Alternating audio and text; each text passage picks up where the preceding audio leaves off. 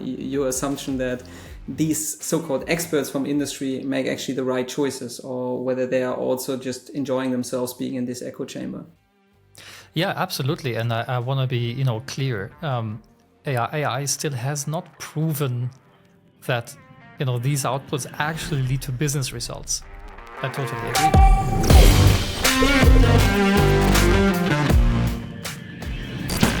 Is this the end of corporate foresight?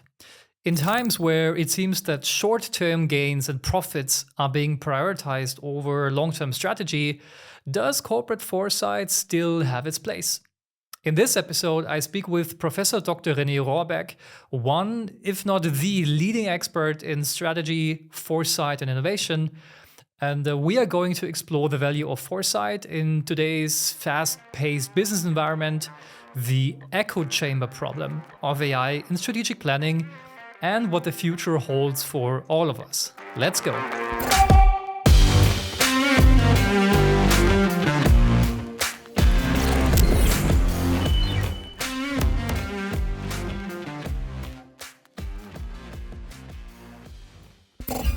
All right, so let's start with a quick introduction. For the next 60 seconds, as always, René, the stage is all yours. Tell us about your career and what's on top of your mind. Thanks, Chris. So, we know us already since 15 years, and I started as a corporate foresighter to be interested in the field. I then had the chance to work also academically on foresight, benchmarking many companies, and trying to work out, what is the ingredients for future orientation of large organizations. More recently, I'm now also working for the UNESCO for thinking about what is futures literacy. How can we as individuals, as communities, as nations take a proactive stance towards developing our own future and positive futures. And I had also the chance to work in very different environments.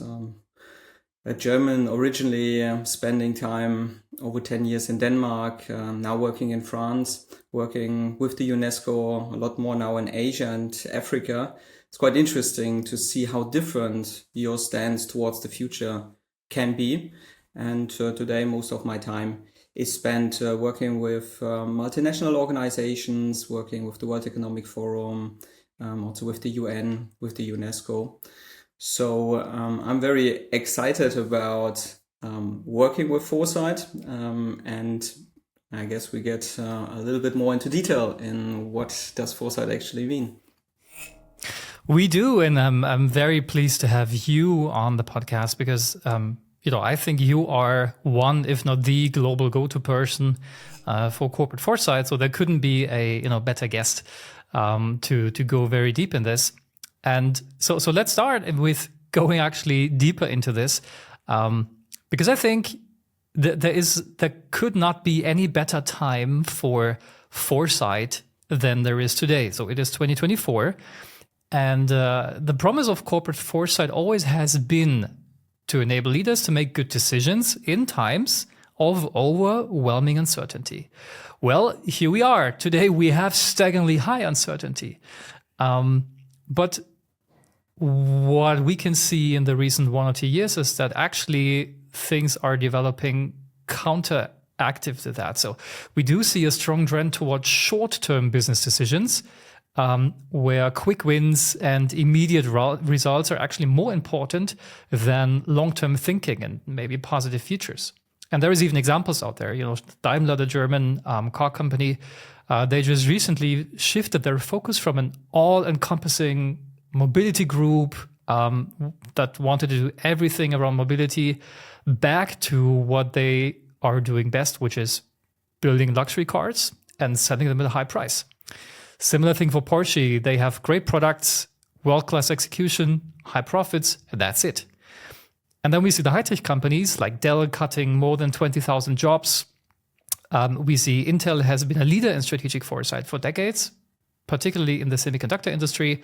But again, they kind of entered late into this AI-driven GPU market, allowed some competitors to dominate, like NVIDIA, and now they cut 15,000 jobs to stop, quote-unquote, non-essential work. So it's interesting to see that on the one hand, we have staggering high uncertainty, but on the other hand, we see non-essential work being prioritized, and we see short-term focus. So is there even still a place for foresight in this environment today? Yeah, I love the question. Of course, we also need first to ask ourselves, what are we talking about when we talk about foresight? So originally, foresight was there for, in particular, two things. One was to deal and to anticipate existential threats. So one of the roots of foresight is the work of Herman Kahn at the Rand Corporation, where they essentially asked themselves, okay, how can we get out of an escalation spiral which might lead us to a terminal nuclear war? And the other question is, how can we make sure that as humanity, we're capable of building our own destiny? And this is particularly the root of the French La Prospective school, which is still resonating very well in the French policymaking environment, but also with the large French companies. So the question is foresight still the same foresight which we have executed over the decades? Is foresight changing? And I think what came first to my mind when I heard your question was, well, what if we turn this question around and we ask ourselves, what if we encourage organizations not to have foresight? Focusing on the short term, making sure that you adapt quickly to what your competitors are doing. Would that be enough?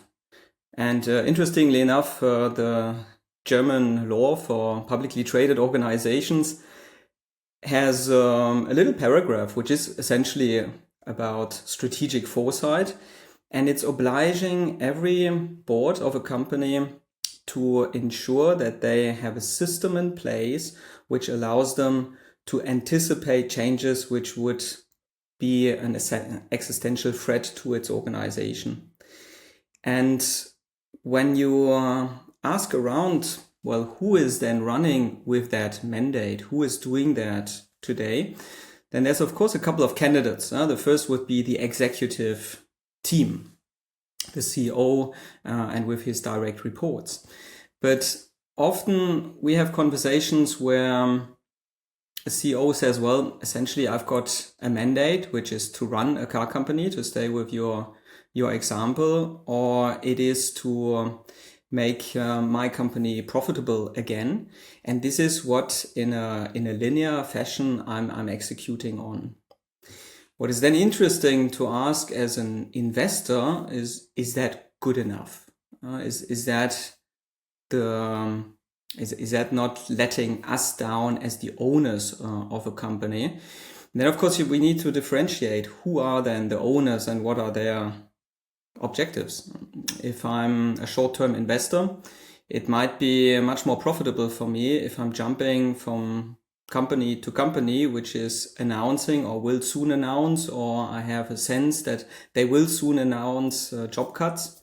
This morning we also woke up as Germans to the announcement of Intel, which you cited, that they will stop building actually a strategic investment planned in Magdeburg in Germany, which now also either brings 10 billion back into the coffins of the state, because that was a gift to Intel in order to build this factory in Germany.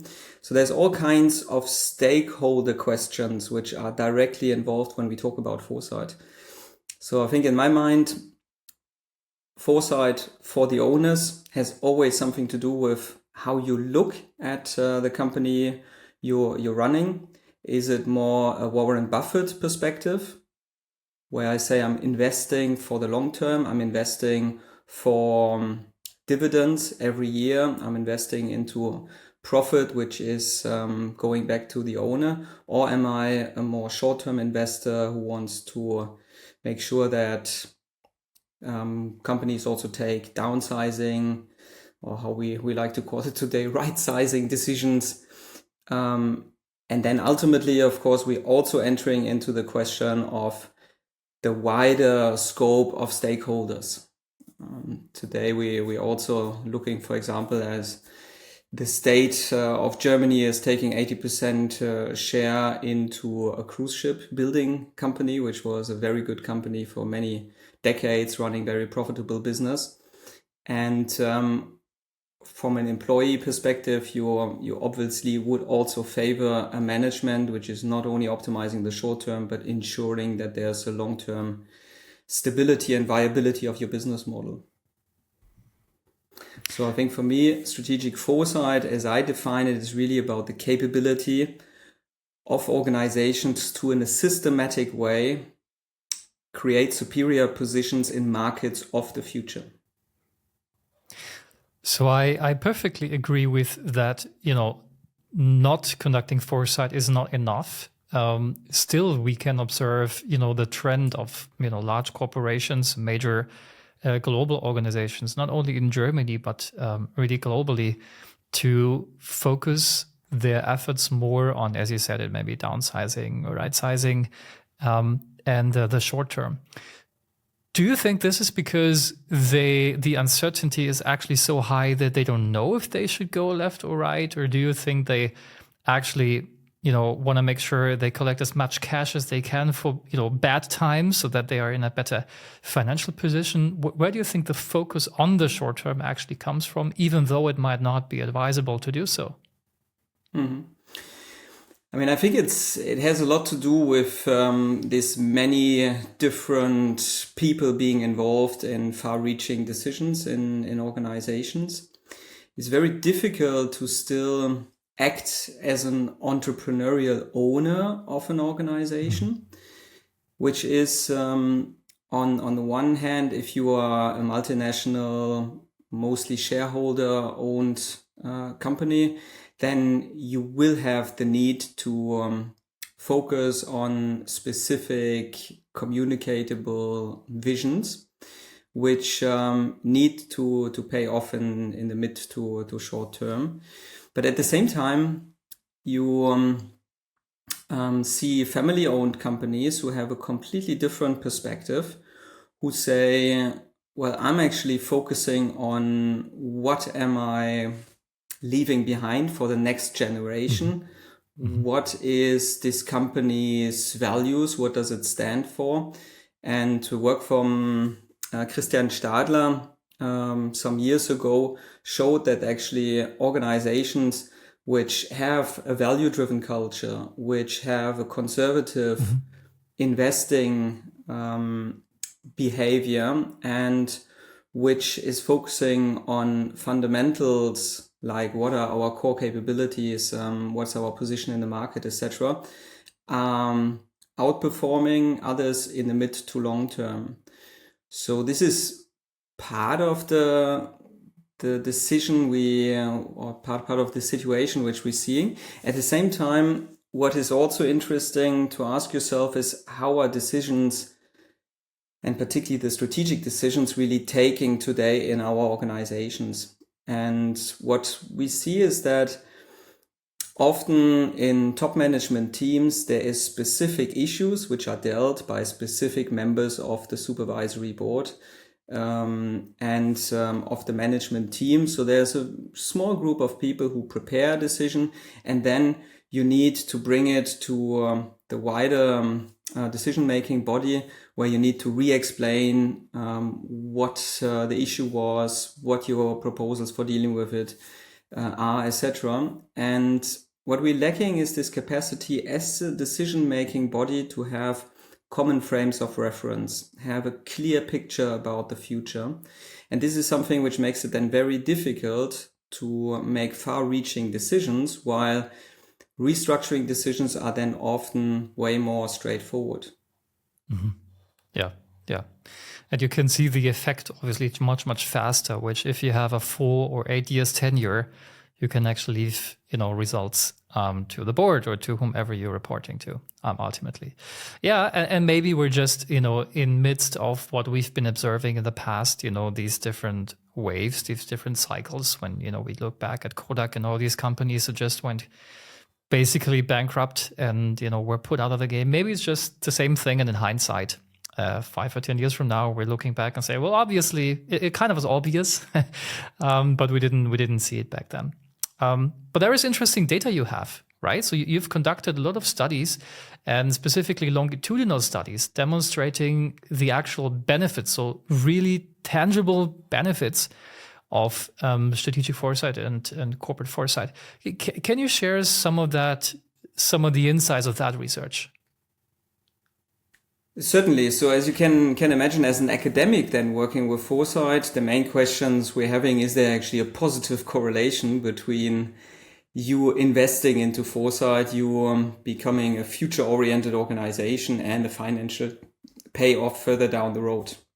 And interestingly, when you look at this with a lot of data, when you're looking at this in a cross-sectional study, which is you're measuring at the same time your future preparedness and your firm performance, then you find a negative correlation, which could be the game over for the two of us, right? We say we have nothing to sell. What we do is apparently not very valuable. So maybe we should change industry. And what you then realize is that this is a kind of human, and therefore also, when you have human decision makers, a very natural way of behaving as an organization, because what you're actually seeing is not the effect of foresight, which needs some time to play out, but what you're seeing is the effect of being confident that your current business model is serving you well, that you can expand this business model, and that you can then scale this business model maybe in different regions, different countries, going global with your business model. So when you're in this state of your development as an organization, that you have such a business model which serves you well, then you are actually less motivated to ask what if questions. Think about the wider system. Can the system on which my model is actually relying on, might this actually collapse going forward, and what can I do about that? So you're not asking these existential threat questions, and you also typically don't ask the question about what is what is sort of the situation I want to have going forward. What is the superior position in a market which might be different from one I have?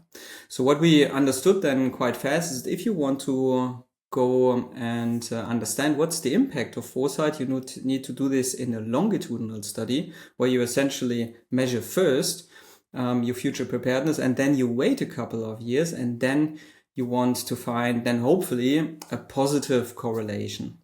And the good news for everyone who's interested in foresight is that we found this positive correlation.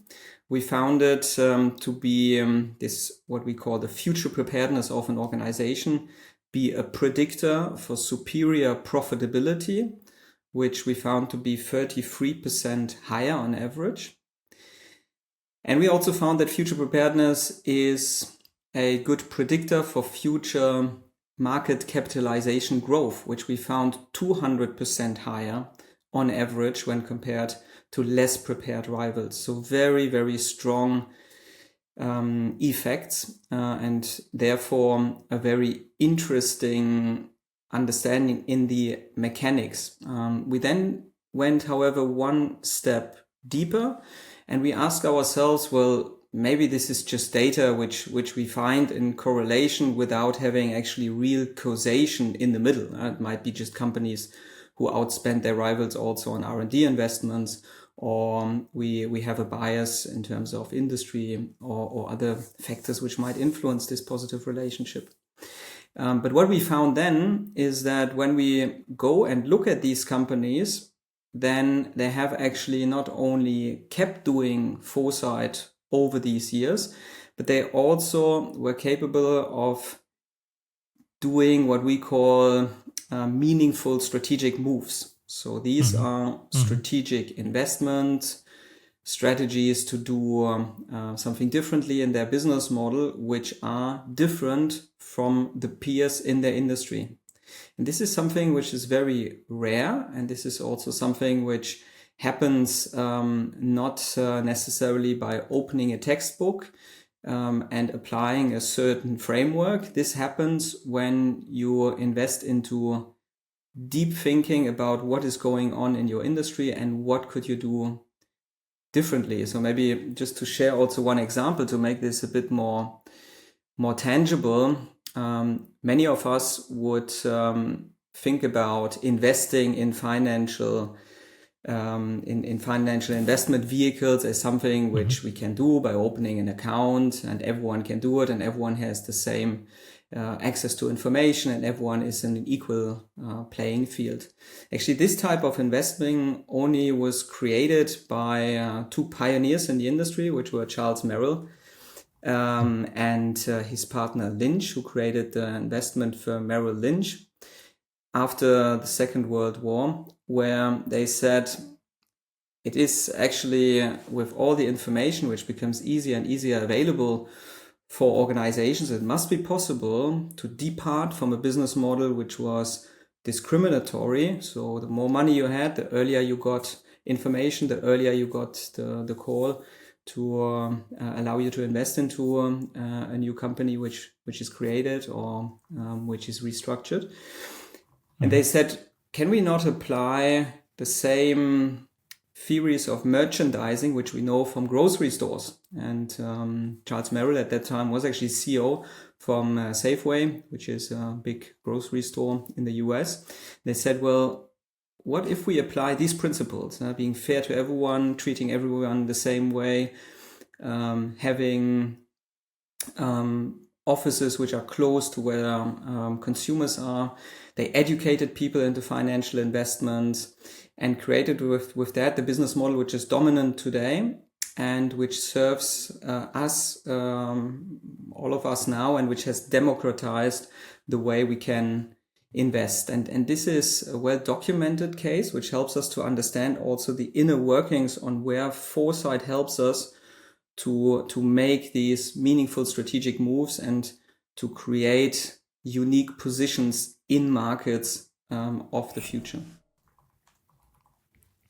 This is very interesting because it seems to me that when companies are making a lot of money, and let's be clear, companies right now are making a lot of money. Yeah, of course they're right sizing and downsizing, but a result of that is they're actually making decent money, specifically if they focus on the short term and focus on maybe the core. But when companies are making a lot of money, the motivation to invest in foresight, to think deeply about the longer term future, might be low, because we're making good money. So again, I'm on a short term 10 years, so why should I change? And it appears to me that it follows the typical cycle. Yeah, good times create weak people. Weak people create hard times. Hard times create tough people, and tough people then again create good times. So is it maybe just that we are somewhere in that cycle, in that generational cycle, maybe also generational cycle of companies, and that we're just about to coming out of good times, creating, I don't want to say weak people, but at least maybe weaker strategies and short-term strategies that actually we still need to run into hard times before then, and then calling for foresight and for long-term thinking before we actually see more strategies, long-term strategies, except for the family-owned businesses. Is that just what we're running into? It's an interesting question. I mean, I would first answer, I hope not. As you know, on multiple fronts, we're trying to understand the bigger picture here. We also try to understand what can be done. One of those vantage points is the World Economic Forum. A colleague of mine in the advisory board of the World Economic Forum, Amy Webb, recently wrote an article in the Harvard Business Review, which I really liked, where she said, well, we need to bring real strategic foresight back to strategy. So strategy today is often not strategy in its true sense. So many would argue that when we see strategies like downsizing, etc., that's actually a tactical move. So it's not really asking what you ask in strategy as where do I want to be? What is the business model which brings me there? What are the environmental conditions which are favorable or unfavorable for me? How do I make my business model interact with the environment? It's more of a tactical question, like you were suggesting. Let's make sure that we have enough cash flow to invest into new things, but we don't even know what it is we're going to invest in. But let's downsize first. The other vantage point which I have is here at EDEC. We just launched a new strategy which we call Generation 2050. And why we do this is because by 2050 we need to, as humanity, solve many issues. We want to make sure that we bring education to everyone on the planet. As humanity, that's not our goals, that's the goals from the UN and others. But as humanity, this is very important. We want to make sure that we decarbonize our industries. And this is something which for us as a business school is also resonating with the fact that people who are born today are the ones which will in 25 years be the ones we graduate and which go out there and inherit hopefully a stable planet, a stable system. So from this vantage point, I'm going to have the privilege to lead a new center which we're creating, the Center for Net Positive Business, which invites for deeper reflections about what is the role of business. And as we speak, we are also in a situation where more and more firms and their business models are scrutinized, are made sometimes also impossible. One case in point was a case which I had the joy of watching from close by when I was still a professor in Denmark. Which is the case of a company called Dong Energy, which is today known as a company called Ørsted. Dong Energy was created in the oil crisis in the 1970s, where Europe wanted to become independent from oil from the Middle East, and we started to drill for oil and gas in the North Sea. It's a company which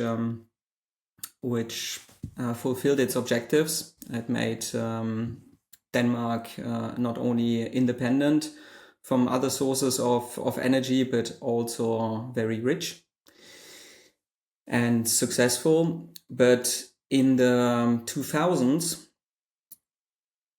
from a Danish perspective, you see that this business model comes to an end. Is what we also like to refer to a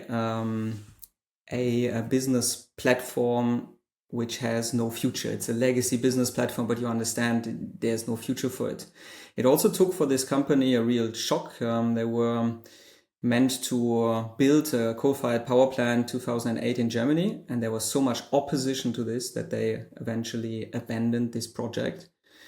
And with that also created a new strategy around going and creating a market which was not viable at that time, which was the market for offshore wind.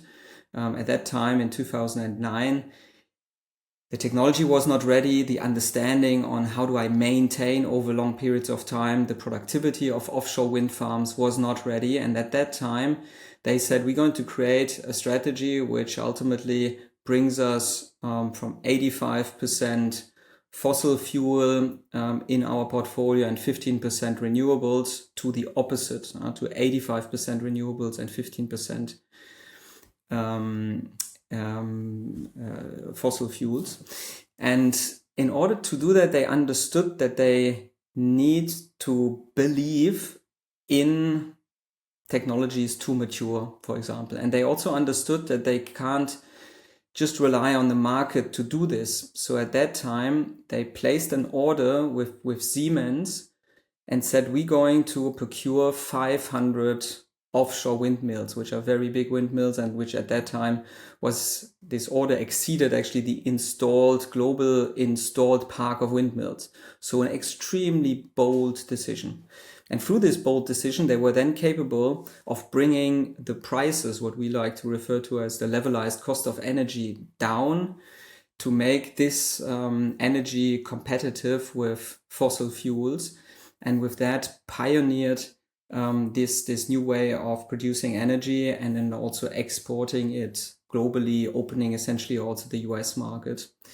And this is one of the cases which I like to ask my students, what would it take you when you go out there as a manager into the real world? What would it take you to take these bold decisions together with your colleagues who sit with you on the board? And I think this is the crucial question we need to ask all of us, and we need to ask also the leaders of our organizations. I think we are entering into an era where it's simply not good enough just to optimize your own organization, let alone, just optimizing your own career and your own end of year bonuses. Yeah. Today, you're going to be chased. There's much more transparency. It's also a very interesting platform out there from a Finnish startup, which is called the Upright platform, which tries to capture what is your footprint as an organization in terms of societal advances. Do you give jobs? Do you make inventions? Do you have impacts on the environment, etc.? And put all this in the score. Just one of these examples of this transparency, which leaders in the corporate world have not been used to, and which is coming very fast to the picture. And I think, ultimately we need to ask ourselves, how can it be that every time in June, for example, in France, we realize, we spent already all the resources which would be fair to spend as France. So I'm talking here about this famous World Overshoot Day. Globally, we basically consume in a way that we need more than the world which we have, which means we're living on the expenses of the next generation. And there's other frameworks which show very clearly what should be the yardsticks, what should be the indicators which inform our work and our decision making. I think that is first of all a very compelling case study and very challenging questions for your students to answer, but it puts them into the right mind frame to think more deeply. So there's clearly a gap, right? Because we have this. And then we have, a situation in practice where we often still can observe that foresight, even falls short because it isn't directly tied to business results. There is no profit and loss, P&L responsibility. And it often even does not yet guide market expansion, M&A strategy, innovation roadmaps whatsoever. So one of the most basic forms is basically starting with trend spotting, starting with technology scouting, including startup scouting, maybe creating trend reports that can be 80 pages long or 80 slides long or whatever. And then, these reports are getting passed on to whomever. And there might be even great content in there. Yeah, so it might be a great study about something. Sometimes it's a little bit too high level. Sometimes it is very deep and super interesting. But then it's kind of my responsibility ends here. Yeah, so I created the report. I'm done with quote unquote foresighting. And now it's the job of enter a specific target group or persona here. Yeah, that should kind of deal with this foresight thing. So, we have this long-term thinking. And we clearly have the need for that, but then we have also corporate reality and practice where we see those trend reports getting created, then sent by email to somebody, and then next year I'm just going to do the same, and I hope that I still have 3 other people working for me in this team. So that's clearly not enough. There is a gap. From your perspective, how can we get closer to closing that gap? How should companies actually evolve their foresight practices?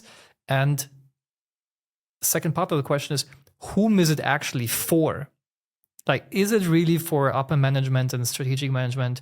Is it coming from the product teams? Is it coming from marketing? But who should it be ultimately for? Mm-hmm.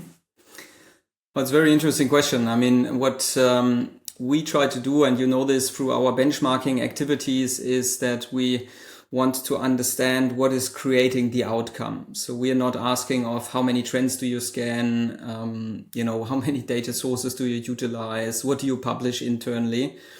But we want to understand what is your trend work, your foresight work contributing to your pipeline of new radical innovations? Where have you in the past shown that you can go beyond the status quo in your industry? Where is Foresight helping you to reach out to partners which help you to bring very ambitious, often very complex innovations to the market? Where have you contributed to industry level change? So these questions, they are very important to ask. And I don't feel we need to come back to what we earlier discussed, this kind of principal agent question. Who is responsible to do what? What we see today is that many owners, whether that's family owners or whether that's shareholders, they're demanding for supervisory boards to take a more active stance, particularly in Europe. In the US, we know that the chairman of the supervisory board might be the CEO, and that might be the same person. In Europe, that's typically not the case. And we today see a surge in demand towards supervisory boards to professionalize and to safeguard the longevity of organizations. What I think is also interesting is to bring it to the personal level when we are asking these questions, and also ask about our personal behavior. And even us who deal with foresight every day, we might also fall into the same traps as other people fall. So one trap or one paradox is the more we read about future trends, the more prepared we feel. Now, the problem with this is that we typically ultimately not prepared. At least not yet, because just reading about what might change is not enough. What's important, and that's what we insist on also in our work and with our students, is that you need to build a playbook, very similar like when you do balanced scorecard exercises, that you ask yourself, well, if this happens, what would be our response? And this is something that many organizations simply are not doing, which is strange, because you would feel as an investor, the CEO needs to have, at least on the fundamentals and understanding, what do I do in a world of high inflation?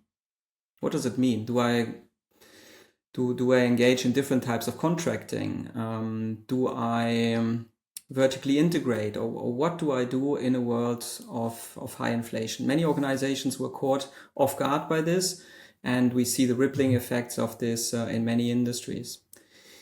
The other paradoxical thing is that when we feel uncertain, then we want evidence now. So it's very natural to go to a news website, read the daily newspaper, and a strategist would on purpose try to avoid this, because as a strategist, as a foresighter, you're interested in patterns. So yes, today we see that Intel is canceling, at least putting on hold, as they say in the press release, building this factory today. But what's the more long-term implications of that? We understand that might mean that they keep, however, all the investments in the US. That might create even more tension between Europe and the US, which from a French perspective is already in full swing, because the Inflation Reduction Act is causing all kinds of barriers for European companies to do business in the US.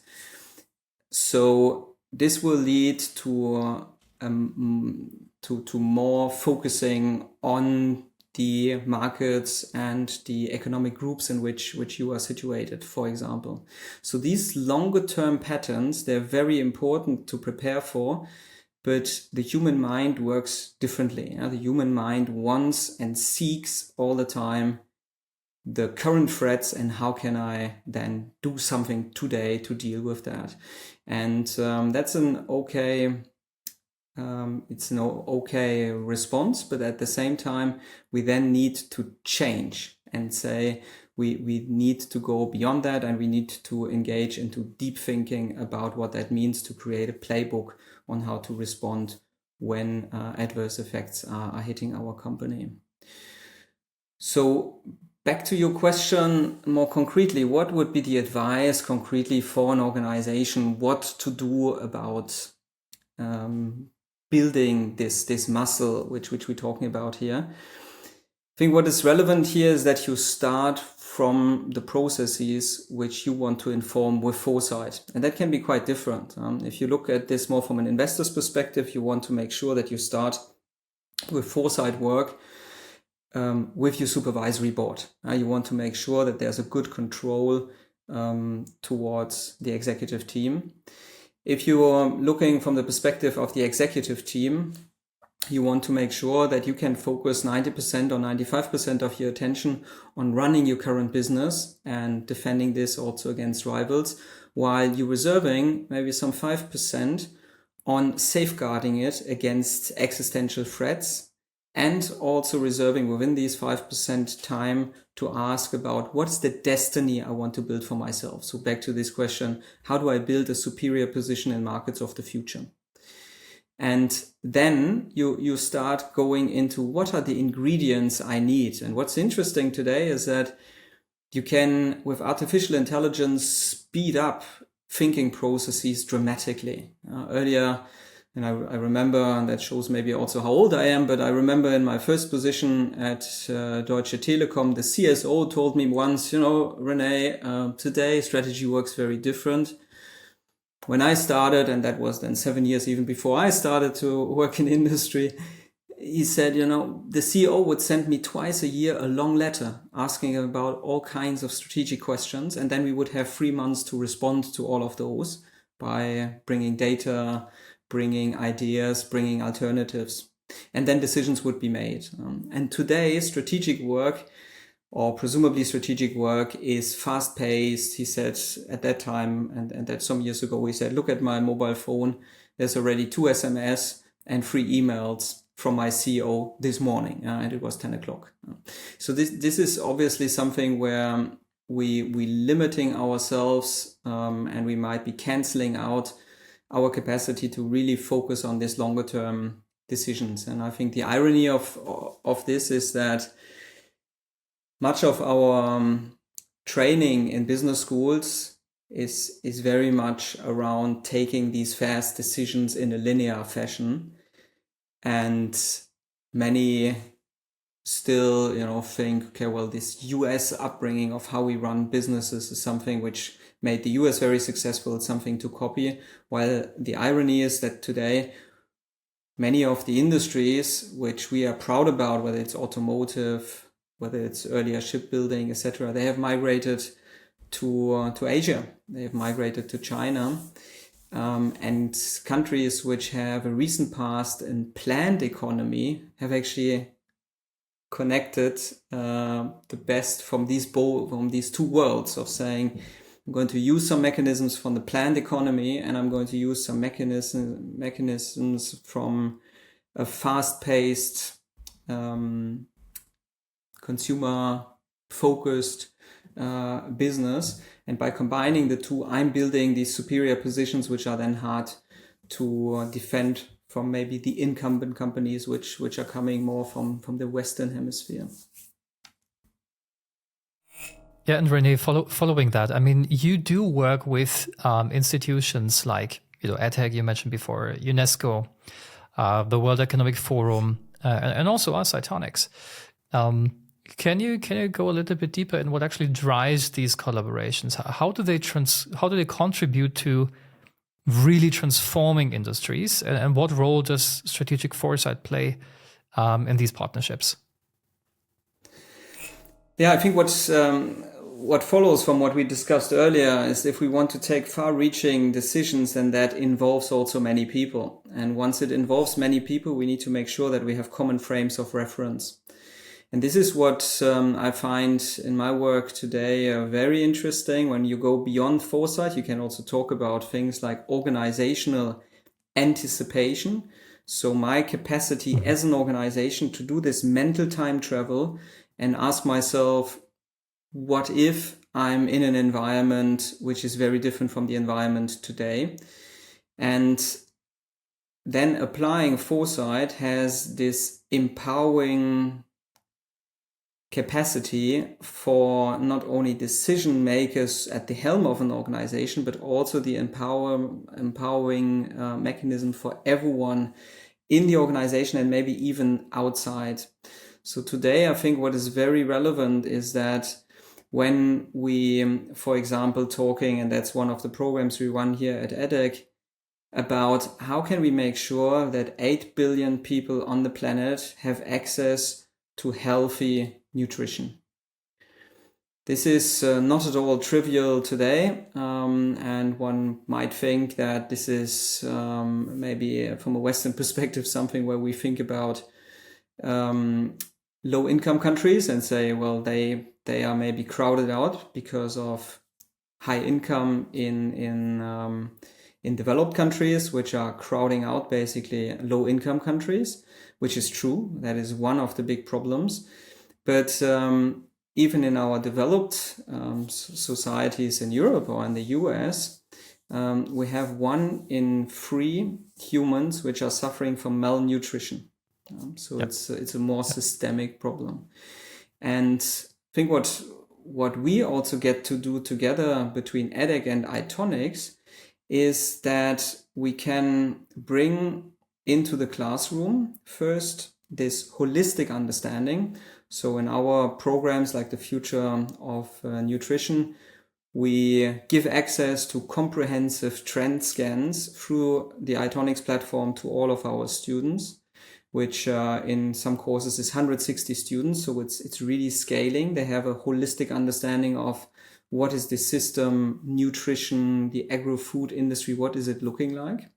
We often then broaden this even and say, well, we actually need to look at the agro-food industry and the health industry combined to understand where is actually ways to optimize. Prevention would be much cheaper than treating, for example, the consequences of malnutrition. And it would be also better for the individual. But it's very difficult to make these systems connect, for example. What we also do then is also through working with you to broaden this out to industry partners. So industry partners get involved into these programs by hackathons with the students, innovation conferences. Some of them also work in bi-weekly research meetings with us to understand what is the direction of travel, how might the future of my industry look like. And this creates a very powerful shared understanding about movement. And this is, I think, what we all struggle with today, is to take decisions which are informed not about the current reality, but which are informed about the future reality. I was recently talking with a leadership team of an big energy company, which told me, yes, we believe also in an electricity future, but it's really not scalable at industrial scales to have, for example, an electrolyzers business which creates energy, which creates maybe hydrogen for fuel, etc., etc.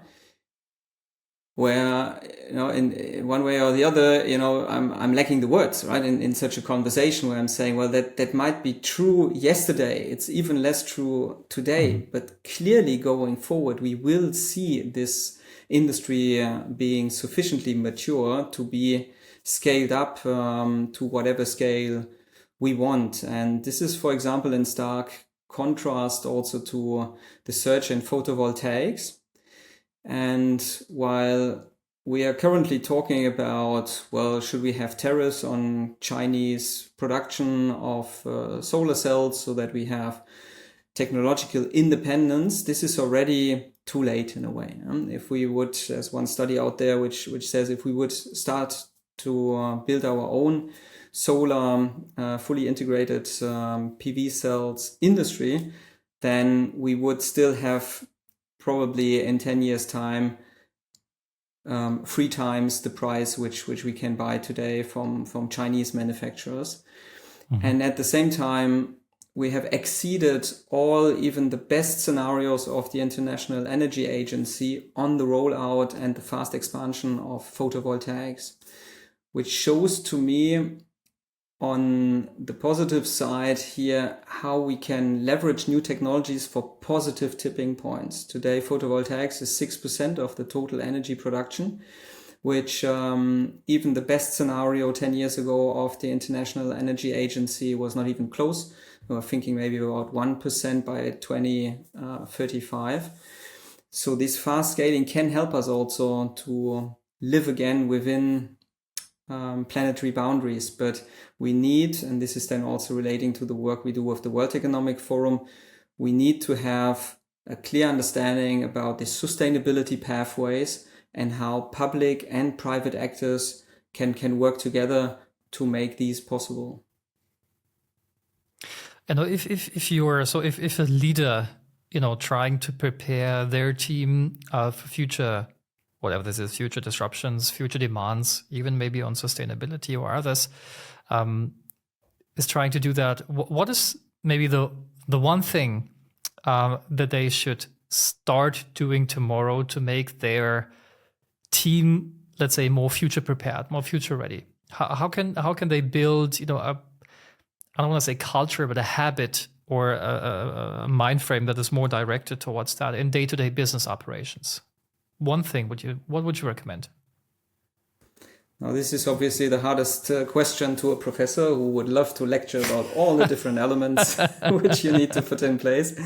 But trying to raise up to your challenge, I would say the most important thing you can do is to ask your colleagues to think about the exponential change stories of companies, of markets, of industry change, which they have experienced and which inspire them.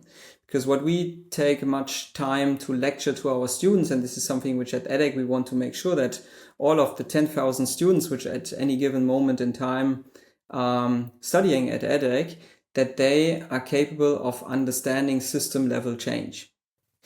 And this can be the system of an industry. We talked about photovoltaics, which is the revolution in the energy system today.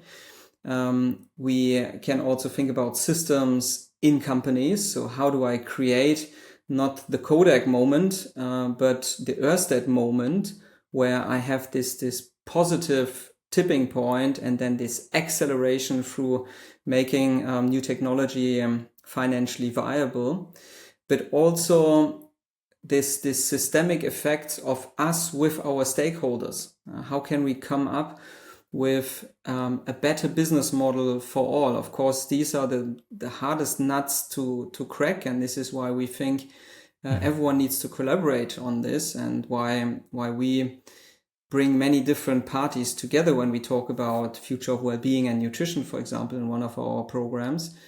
But it's ultimately to have human action, human agency.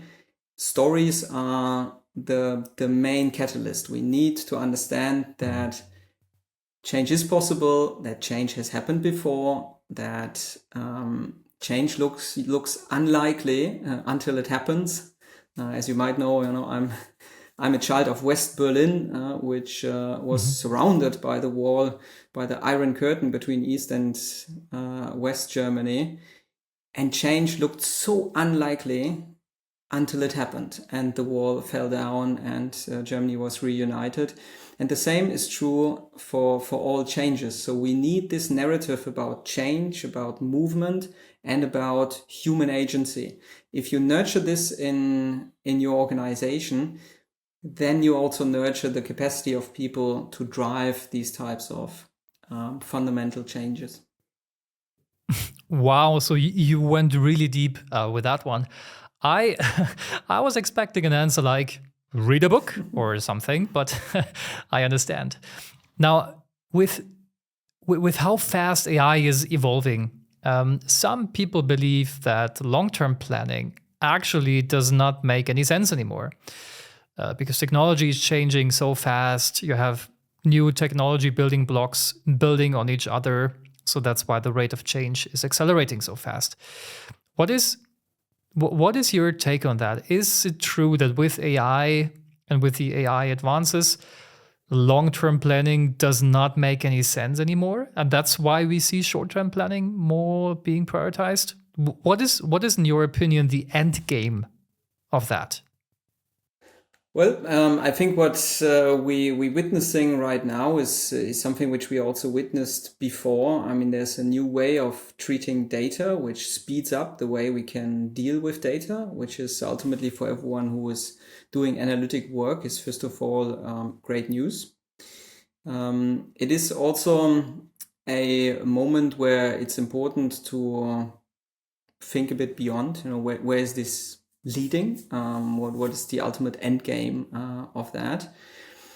And I think there's three main considerations which I would have here. The first is, can we with AI speed up decision making? And I think we can. The ability as an analyst to ask deep questions about, for example, I was interested the other day, what was the impact of Hartmut Medorn's tenure from, I think, 99 to 2009, if I remember correctly, of the Deutsche Bahn on what we see today. That the Deutsche Bahn is actually in a very bad shape. A lot of delays, a lot of infrastructure problems. This is something which, earlier I would have taken probably a week or two out of my calendar to try to get to some data about what key decisions we're taking, which have maybe a long-term effect on too little infrastructure investments, etc. Here I probably completed the same job within half a day. And I felt, okay, I'm actually drilled down to data, and the early artificial intelligence tools like ChatGPT, etc., they had these huge weaknesses that you could not drill down to the actual source, which for an academic would be hugely worrisome. We say, well, I don't know what then this is based on, but tools like Perplexity and others, they're capable of doing that. So they give me a complex answer, and I can also go back to the original source and drill deeper so that I know whether that is fact or whether that is hallucination.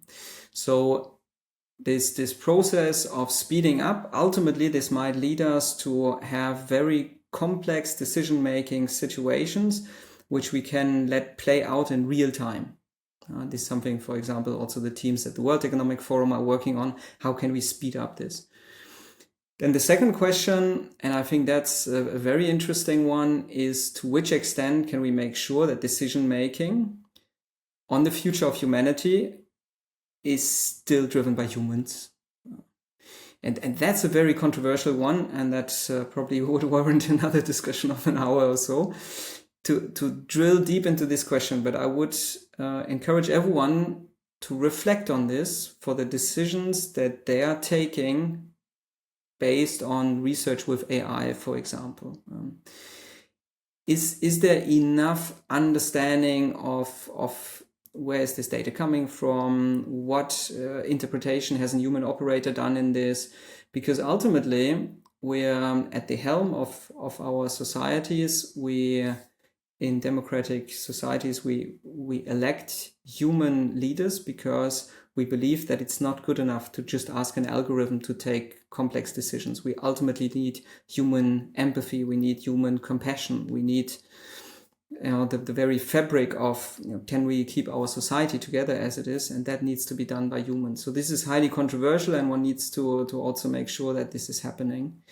And I think the third is this, and I'm sure you're also confronted with this, when we're doing larger consultancy engagements with companies, and we emphasize working with the internal stakeholders a lot. Why? Because they are not only the ones which bring data, bring insights from the field, but they are ultimately also the ones who would need to implement change.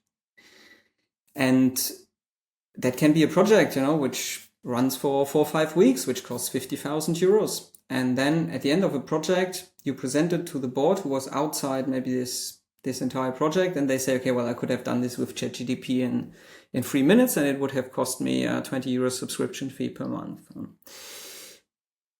And if we lose the capacity to understand the difference, I think then that has huge consequences on us as a society, on decision makers in boards, etc.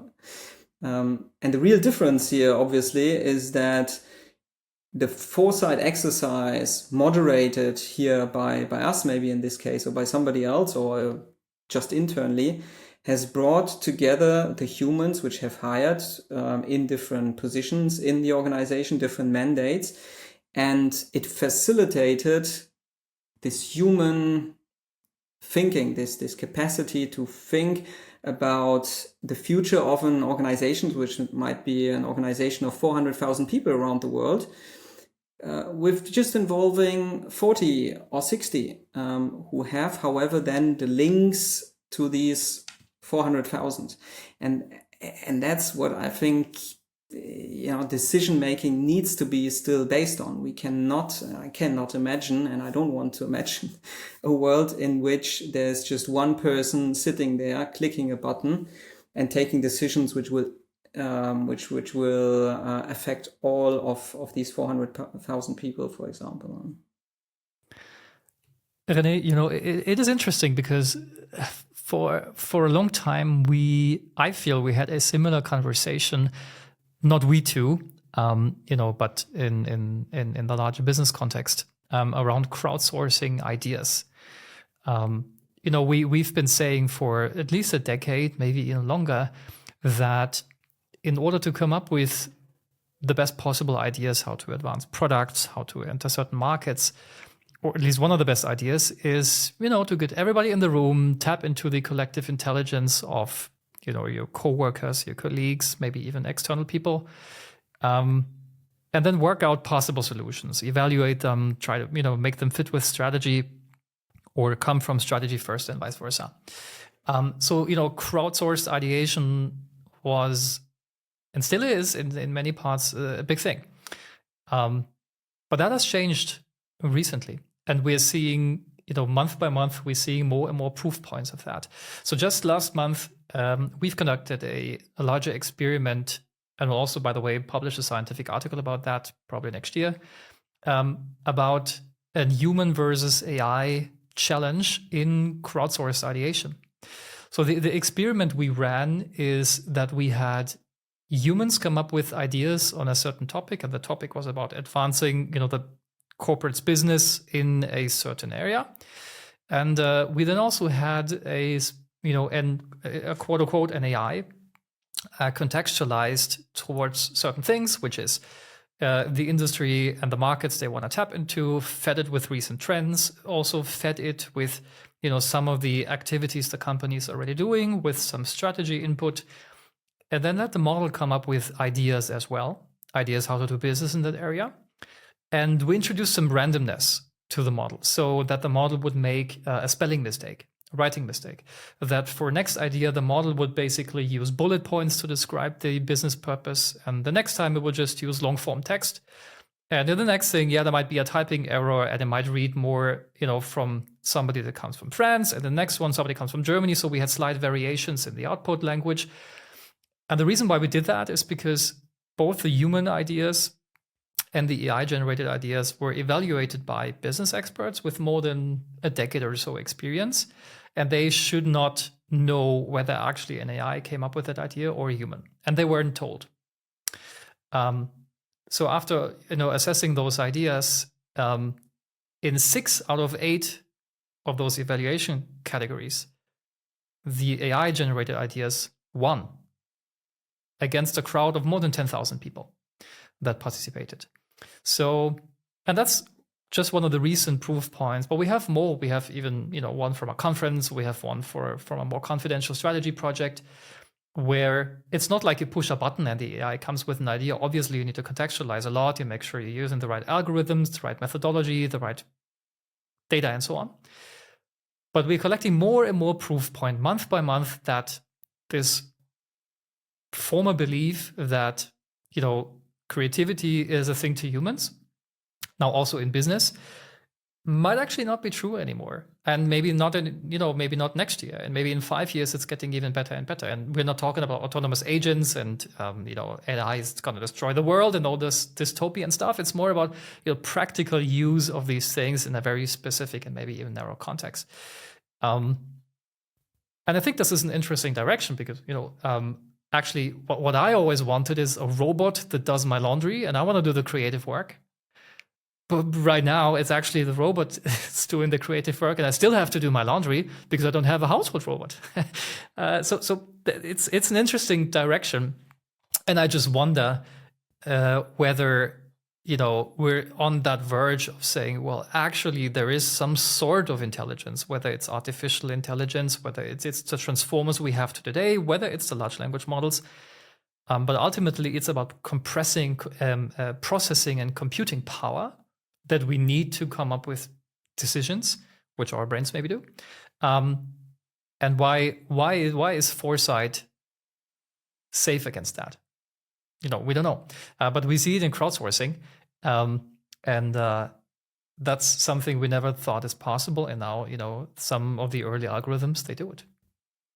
Mm-hmm. Well, it's super interesting experiment which you ran, so I'm already looking forward to read also your article or maybe whatever else you can share before that.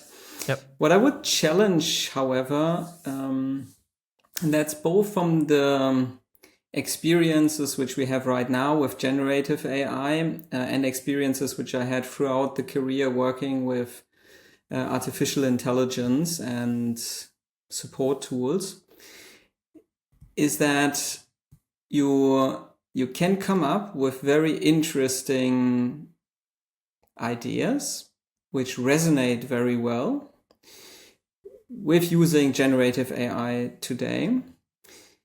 And it would be interesting for many in the population, but not for the real experts. And here, maybe my sense of who is an expert is particularly high because in academia, we need to go every time we publish something, we need to go through the exercise to check whether anyone else around the world has ever come up with something similar than what we are publishing here. And even if we miss it, then our peer reviewers would spot it and say, well, unfortunately, this is old news. Somebody else has found this out already. So this sort of truly innovative is often what we're seeking by partnerships between authors, for example, around the paper, because we're saying, okay, I need actually to work with a scientist who works with planetary boundaries. I'm a scientist working on systemic change, on tipping points. We bring the two together and something new can be created.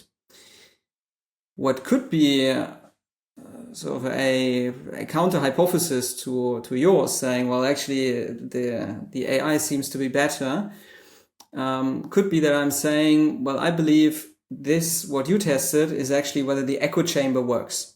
So if many people are reading about, I don't know, having a car with 3 wheels being a good idea, and there's a lot of articles out there, and the AI, because it scans all this data, it finds that quickly and says, well, cars need to have 3 wheels, and that's a super interesting new idea because very few cars have 3 wheels. Then it's coming back with this idea, and it explains it very well because it has read all these articles, and you bring it to the industry experts, so to speak, which say, oh yeah, a car with 3 wheels, this resonates well with me. And why does it resonate? Because I heard it before, right? Because it was already out there before. So it's actually not even new, but it's something which resonates so well with me because it's landing on fertile ground, and that fertile ground has been prepared by all these other publications out there. And this is, I think, the big risk with AI, which I see today, that in the way it works, it's an echo chamber for all the things which are already in existence. And for example, I was one of the first things I did, because I've got this narcissistic nature, I said, okay, who is the best researcher on corporate foresight in the world? I asked this to Perplexity, and it says, hey, René, that's you. I said, well, I don't think so, personally. I mean, there's many people I drew a lot of inspiration from. And I would be, because I'm forward oriented, I would be trying to find out, well, who are the people who are today pushing the ball forward, are thinking about foresight in a different way. And that might not be me anymore, because I was maybe most creative when I was in my mid-30s. No, not anymore. So what's actually showing, it's, and hopefully it's not true what I'm saying, so I can still be innovative going forward. But, in what it will echo is how many papers have you already published so far? How often are you cited, and so on. And I think this is then more backward oriented than forward oriented. And this is something which I'm generally very careful about saying. I'm also encouraging my children not to use any artificial intelligence when they sit down and they think with colleagues at school. What do they write down for their paper? Because that will be also the quality we need going forward, that we as humans, we have this critical mind, this creative mind. And there I would maybe then write another article about your article to challenge your assumption that these so-called experts from industry make actually the right choices, or whether they are also just enjoying themselves being in this echo chamber. Yeah, absolutely. And I want to be, clear. AI still has not proven that, these outputs actually lead to business results. I totally agree. This is very early, and maybe it will, maybe it won't. And the echo chamber thing is a real problem. I 100% agree. It is a real problem. And to all the listeners, if you're interested in exploring that problem a little bit more deeply, I encourage you to go back and watch the episode with Andreas Welsh, who's been working at SAP in the AI sector for a very long time. We had a deeper discussion on the echo chamber problem. But I agree. René, what do you think beyond AI? What's on the horizon? Is there anything else upcoming trends or shifts that you see that others might not be aware of yet? Well, I think there's a couple of things which come to my mind here. I mean, I think the first is that we definitely come out of an era of big tech, big companies, big corporates, which were allowed to develop freely.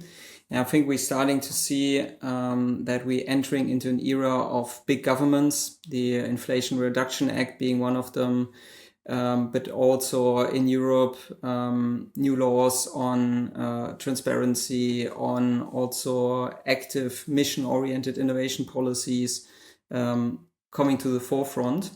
So I think going forward, what's important for any organization out there is also to be able and ready to contribute to societal missions. And what comes, I think, together with that is that we going to need foresight to help us connect what are we doing today as a business, what could we be doing tomorrow as a business, and how does that input into societal missions. This is something I'm particularly vocal about when I'm talking to energy companies, obviously, because we need to make sure that there is strategic investments in new technologies. We need to make sure that this investment leverages public sources, private sources, that the right framework conditions are put in place, that there's also from the governments a lead market mechanisms that we say, okay, if this technology is not yet competitive, maybe governmental money can help us to bring it to maturity, as we have seen also in photovoltaics and other technologies. And it becomes, I think, more and more important to go beyond trend scanning and more build foresight, how it has initially been conceived as something which helps us to understand end states in an industry, end states of developments, and then using in a backcasting fashion systematic tools to help us to understand what is then the things we need to put in place as an organization.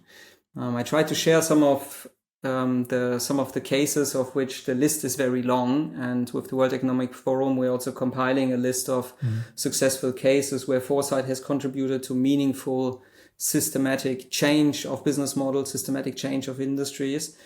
And I think this is what we need most of all. We need these narratives to believe in ourselves, to be capable of building positive futures. And for me, it's also very inspiring to work now with my colleagues in the UNESCO Chair Network across the globe, where you see that these foresight tools, once you start applying them, once you start to apply this type of thinking, it has this truly empowering nature to it, and which empowers all of us to like turn the wheel around, build positive futures before we all, like the lemmings, jump off the cliff, while everyone else and even ourselves, we're seeing this is not working. This is not working. And I think this is something which starts with the individual. So it's good to have an upbringing in foresight tools.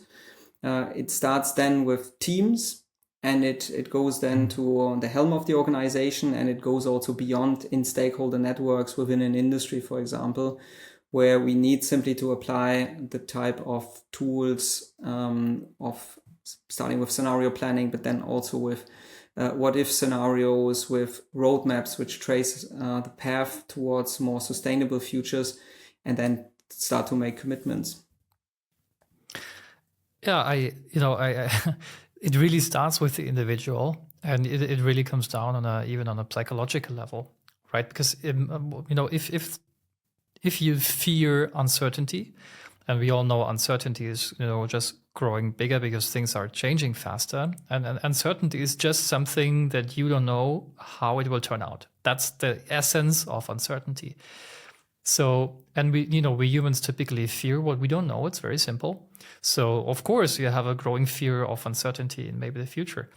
But the thing you just described, the methods, the tools, starting from the end and then maybe planning backwards, gives you back some sense of control. Even if your plan might not be the best plan, maybe it is, maybe not, you don't know, you will find out later.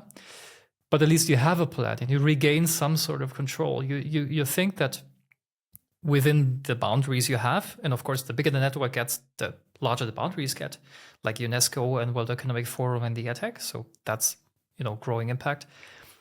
But the more, steps you can take to regain that control, you're losing fear of it and you start into a positive future, and you think, okay, well, I can't change anything, but I can change things within my control. Maybe I can even expand my, boundary and my circle of control by collaborating.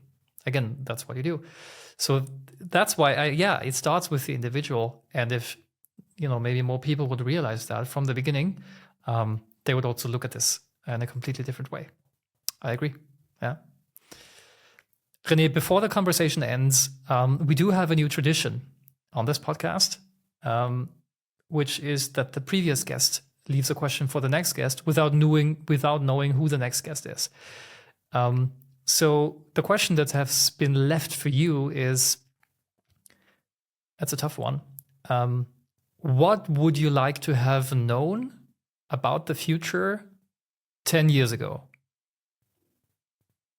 It's a very interesting one. I think it's maybe also biased a bit by current events, current political events, elections which have taken place, elections which are coming up. But I have recently understood much more from a colleague who is a professor in information science on how we as humans deal with information.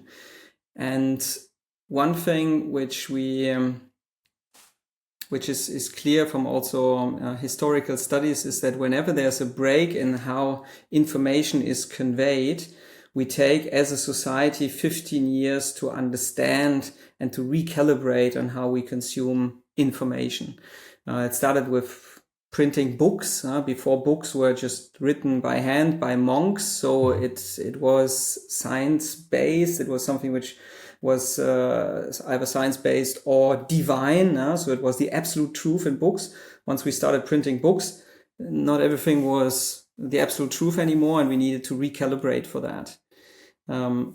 Same thing when we started to have newspapers. Suddenly we had real-time information about things which were going on, and it takes time to deal with that.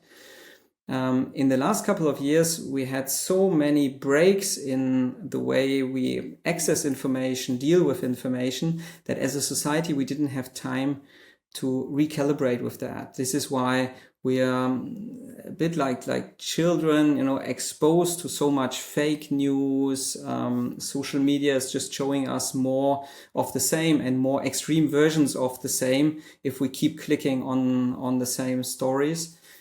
And I would have loved to know 10 years ago that this is a mechanism which we need to actively fight, so that we can also in education prepare us, our children and everyone else for dealing with this strange way of receiving informations, in order to make then also as citizens good decisions for our own future, and as societies that we have more power to pull people together, to have societal cohesion. When I was a child, every newspaper which wanted to be published needed to have a balanced account of the pros and cons, of the left arguments, right arguments, etc. Today, we don't have this platform anymore as a common ground in our political debates. And apart from the mid to long term climate change and biodiversity loss challenges which we face, I think on the short term, we're really facing this challenge of keeping societal cohesion high enough for us to be living in stable environments. And I think it's important to have also as individuals everyday positive feedback loops. It starts with just smiling to your neighbor or somebody you see on the streets, to say, you're a human being, I'm a human being, I appreciate you that you're here, I appreciate that we can have this conversation, and I appreciate that we all part of a society which ultimately has the same goals. We all want to live in peace, we want to feel appreciated, we want to have a context which is favorable for us and our development, and we need to find mechanisms to re-emphasize this wealth which we have of living in stable societies. Yeah, thank you for raising this. I really appreciate it. And that's it for this episode. René, thank you so much again for being my guest and investing your time and spending your time together with me on that topic. It was really a pleasure to talk to you. Thanks. Well, I'm getting always so much inspiration out of talking with you, so very much appreciated. Thanks for the opportunity, and hope to continue our conversation soon. And to all of our listeners, if you have not subscribed yet to this podcast, please go ahead and do so. It is a small thing to do, and it will help us continue make the show better and better. So my promise to you is that we will continue to do our best to deliver exceptional value at no cost to you. So if you're not already a subscriber, please go subscribe now. Thanks for listening. Take care. Bye-bye.